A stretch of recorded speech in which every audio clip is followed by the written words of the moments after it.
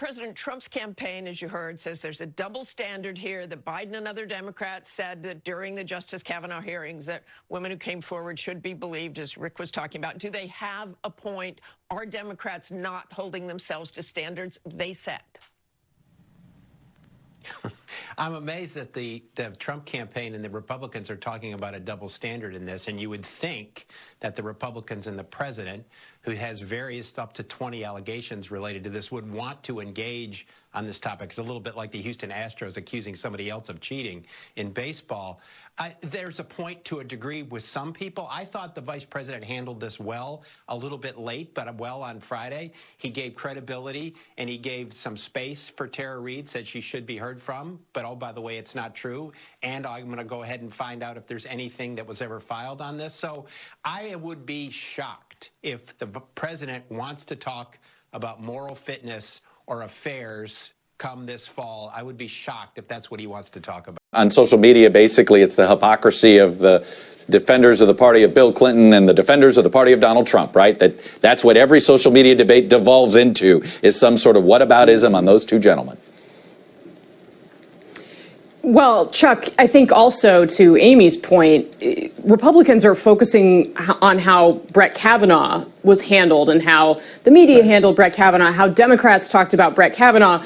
They're not talking about Donald Trump because the reality is that they can't, because the list of accusers that this president has is very long. And, you know, each individual accusation has a different set of facts, a different set of claims. In the case of Joe Biden, there is one, and that claim is now being explored, and they are having to grapple with it. But you're right that, you know, this debate has become very muddled and devolved into, you know, lobbing charges back and forth. You know, at the end of the day, I think Americans who care deeply about this issue and who care about women and harassment and changing that culture, at the end of the day, this is going to be a choice between Joe Biden and Donald Trump, and there are two separate sets of facts there. And, you know, voters are obviously going to be able to make up their own minds about that. This story, I mean, it opens up a lot of questions, and it's important to investigate these kind of allegations politically. If President Trump faces accusations from more than 20 individuals about sexual harassment and abuse, does it hurt Biden if it didn't hurt Trump? I mean, is there a political cost? And then this week, we've seen him really be challenged for the first time in 5 weeks on allegations that many in the media have ignored. And finally, those are coming to light. Well, I know we here at ABC have not ignored, and many in the media have not ignored it. But I want to turn to those accusations. You put out an attack ad against Joe Biden, but the president has also been accused of sexual harassment, sexual misconduct, sexual assault by more than a dozen women.